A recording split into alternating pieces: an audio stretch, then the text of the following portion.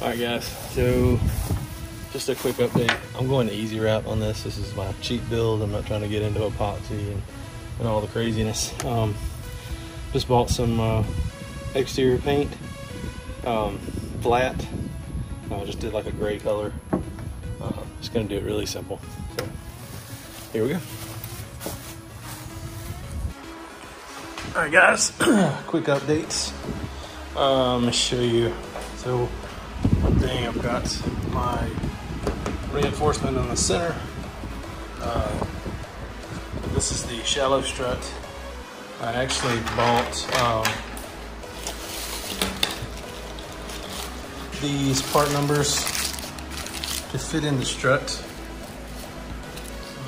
There we go. Spring steel nuts. They fit in. Show you how this works. Well, there we go.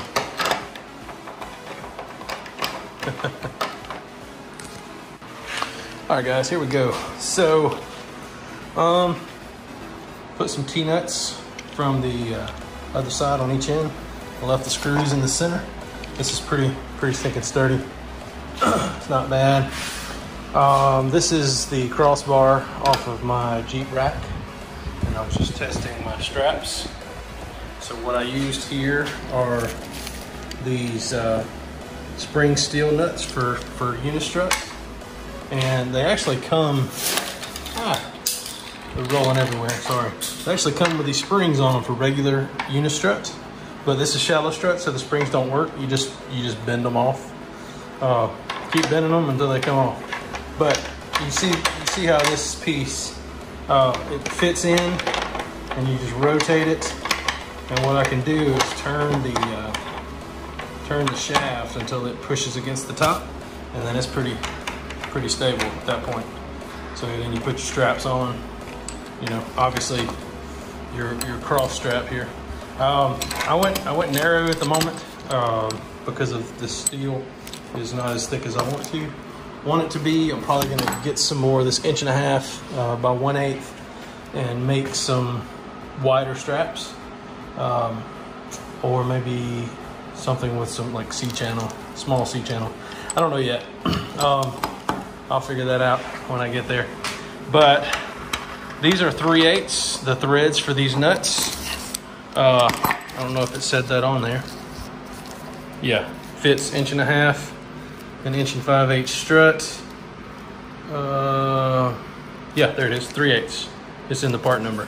All right, got on Amazon, ordered these 3/8 knobs. I bought a piece of all thread, right? 36-inch all thread. I cut them 3.5 inches long. Put the all thread in my drill and put the taper back on each side of it, so everything's smooth as can be. I'm feeling really good about this portion of the setup. I've been kind of fretting it, but I'm glad it's going like it's going. So I got to pull this off and coat it with some paint because it's a bare steel. This other's galvanized, but I'm gonna paint this probably black or something.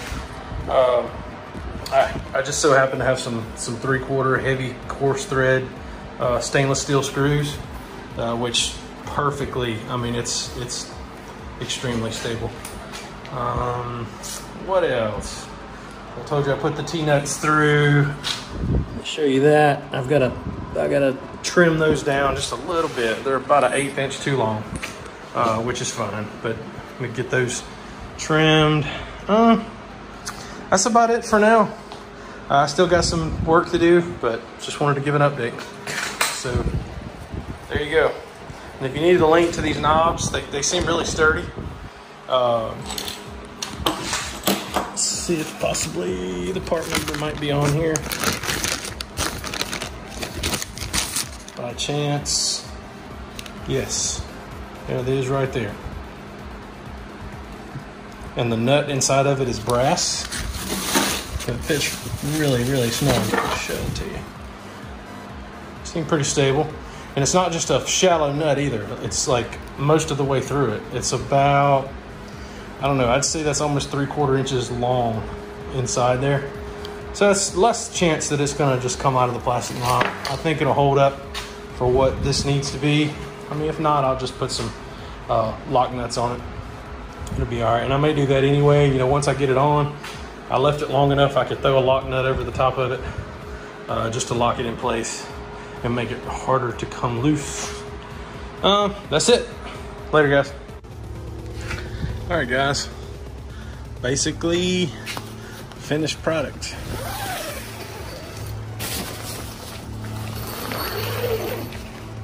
Got my 3-inch foam mattress inside.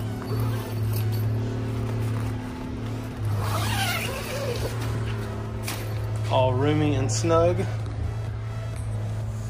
Just right for me and the missus. Folds up perfect. The areas that had to split, I installed this.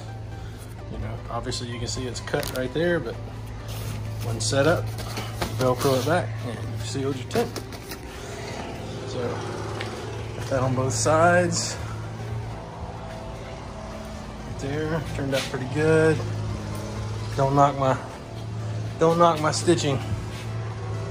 Let's see. It's hard to fold up one-handed, but my edging turned out to work really, really, really great. Super happy with it. All right. Just wanted to give a kind of a somewhat finished product anyway. Check in. I've got a cheap cover, but it's not gonna work. I'm gonna have to make a new one. There you have it. I didn't think the oval would work, but honestly, when I make a cover for it and put it on the Jeep, the rounded portion, geez, that tractor's loud. When I put it on the Jeep, the rounded portion will be facing forward when it's folded up. So actually adds a little aerodynamics, I guess. Working on putting together all my bits and pieces of video to make a YouTube kind of a compilation. So be on the lookout for that if you guys want to see it all in one-stop shop of what I've done, but it's not going to be super detailed. I didn't video everything, unfortunately, but this was kind of a COVID project, but I think it was great. I think it worked out good. Actually, I had some design changes, and you know, it's one thing about it when you're building something. Expect design change. Expect that things aren't going to work out exactly like you plan, and just modify and, you know, adjust and move forward. And I am really digging my finished product. Can't wait to get it in use. Later, guys. All right, I'm making the buckle straps to hold the tent together, and you just fold it up. This buckle kit that I've shown already, I've got the strap left over. I'm gonna take this side, the female side, I guess it would be, and cut, it's probably about 4 inches of strap. I'm gonna double it over like that. And I'm gonna sew this portion of it to make it secure, and then I'll be able to put a screw in a washer or some way to secure it there. So.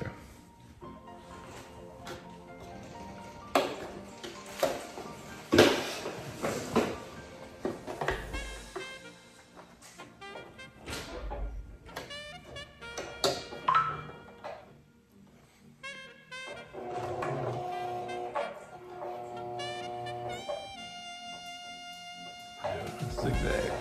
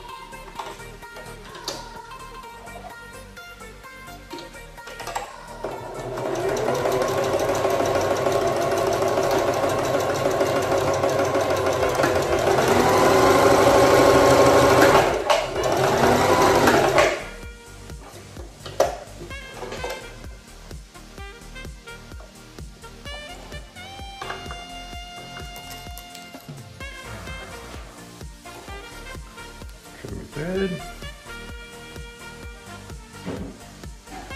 So you don't have to sew this. It could be, you could just double it over and put a screw to hold it down. Don't knock my stitching. I just learned how to sew, so that works.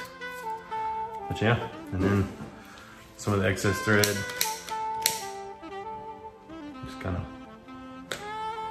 lightly took the flame and made sure everything was secure. So there's one strap. All right, now I'm gonna make two. It's hard to get all this in. So this one, so I sewed a loop in the end, a full loop. Got this catch. Remove the rest of the buckle. Give you an idea of what the whole thing looks like. Something like that. So here's what I've shown you already.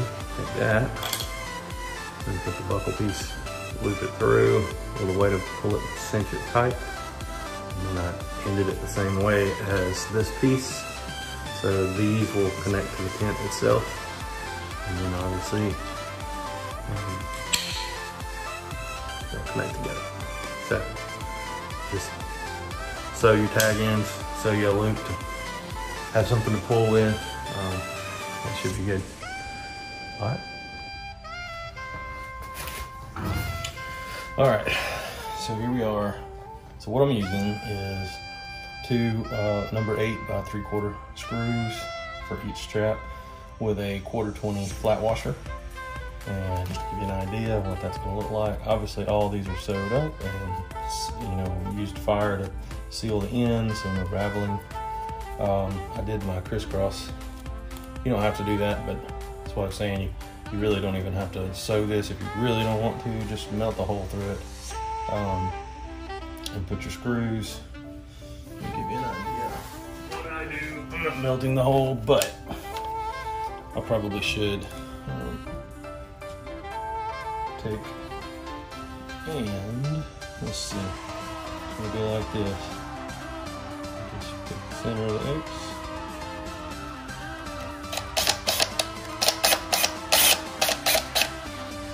Let it bite. They're not too perfect. Once it gets through, I just kind of let it eat a little.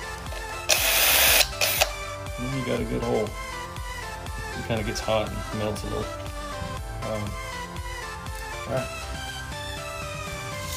Okay, so now you say, where should I put these straps? You can put them anywhere you want. It doesn't really matter. What matters is you got easy access from the folded position on the vehicle you're mounting it to. So that's kind of where I'm landing. I want my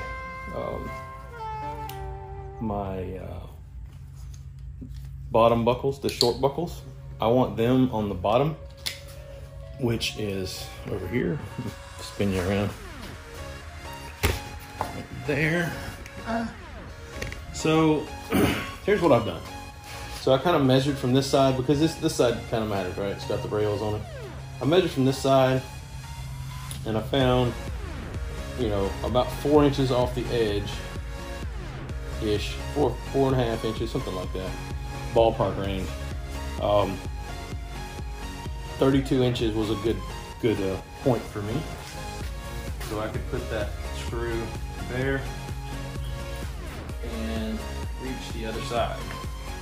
And I measured 32 inches on that side as well, and then measured in here, so I kind of made a mark. So you do it how you want to. It's totally up to you, but this is what's going to work for me. So let me give you an idea exactly of how I came up with this, in case you just maybe I just confused you. I measured up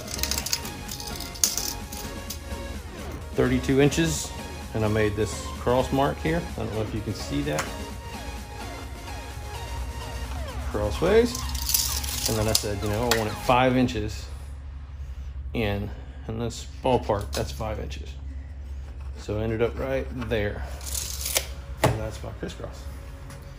So that's where I put it.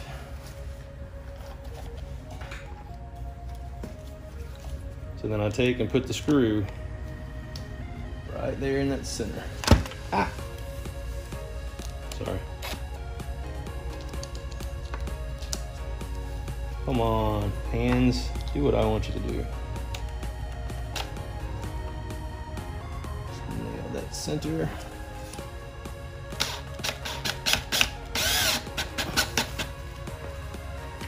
Kind of hold tension on it as it's going down, keep it straight. Obviously I got my drill set. All right. So that's the idea, and you can see I've got this side done already. So there you go. So now, before I forget, you might be asking why. So I've got my mattress in here, right? It's already folded up. You might be asking why I've got this so much stuff. I mean, so much slack on my strap here. So my answer there is for when I put pillows and things in here and it's a little more opened up, I've got some slack for it to open if I needed to. But if I don't, then I can cinch it down and I don't have any straps flying everywhere. I can tighten that up really tight. Ooh, I went a little too tight. I can squeeze this together. Boom. Good and snug. Protected edges, plastic protected edges, so it's not just going to be cutting through the nylon all the time. I may actually,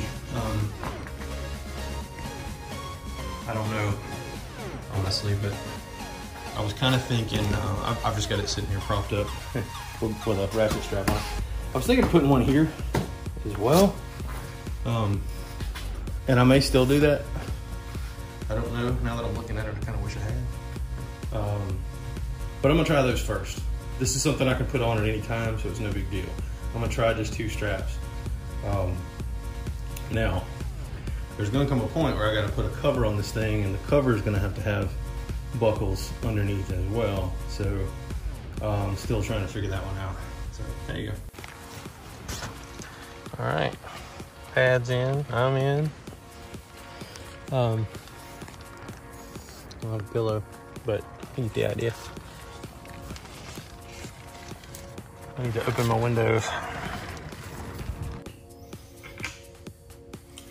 All right, decided to make an update.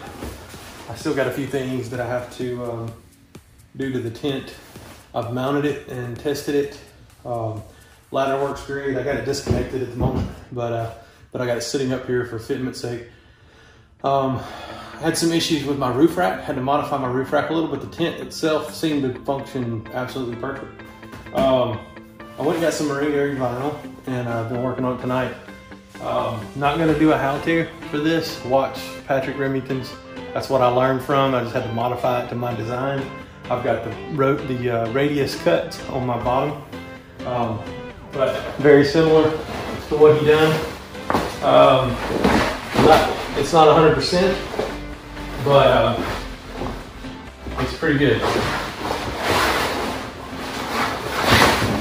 Get it lined up. Yeah, there we go.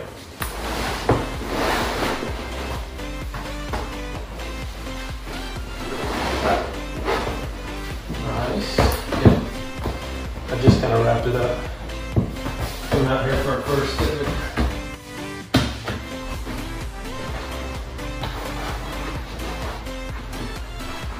Yeah. Made a few mistakes. Actually cut my material by accident right there, but I'll patch that up. I don't know if you can even see that corner, but let's look at it. So, let me get a wide. There we go. There you go. And you can see, so I actually can fold under I got a pretty good bit of overhang there, which is what I wanted to keep it sealed, just like Patrick done. Like I said, I accidentally run my scissors on the wrong line there like a dummy, but I'd already committed, so I'll just patch it and deal with it. What I'm planning on doing is, I'm worried about this back end, because I mean, this is where you're vulnerable going down the road. Now, obviously, the way I'm going to do mine, this radius is going to be pointing forward. But I'm scared of the water coming underneath and this capturing it. So what I did, I bought a 48-inch zipper, and I'm going to make another piece and sew it to the inside of this.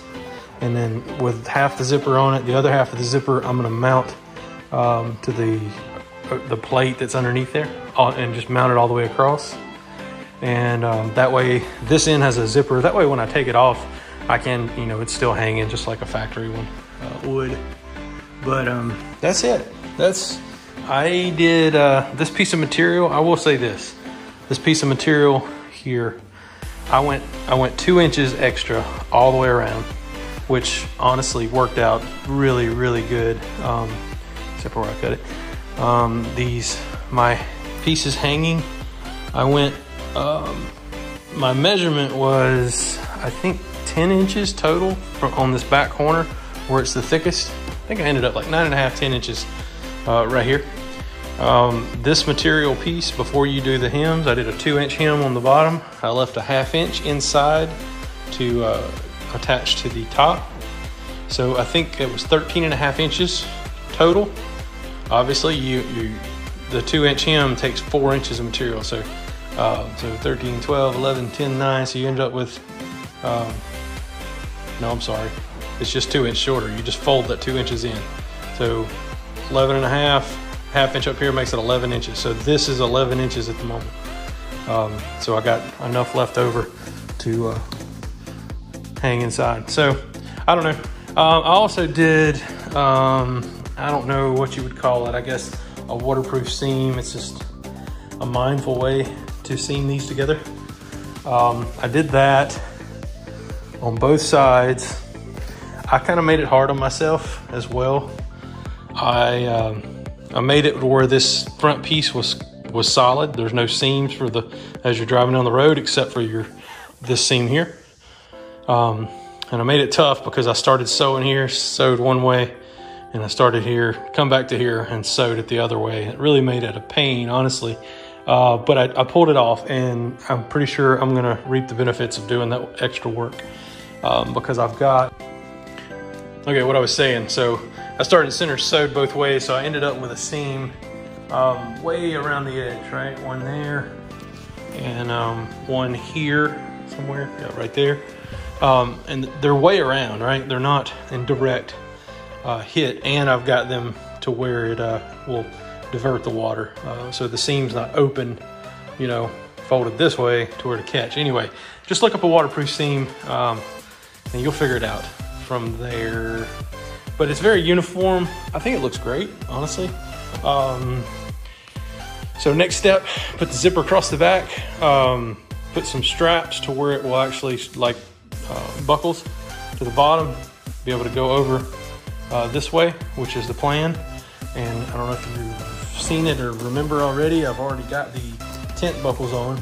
So it's double buckled down. That way, if something were to ever happen and the cover come off, the tent's not just gonna fly open on me going down the road. So, all right, last update for now.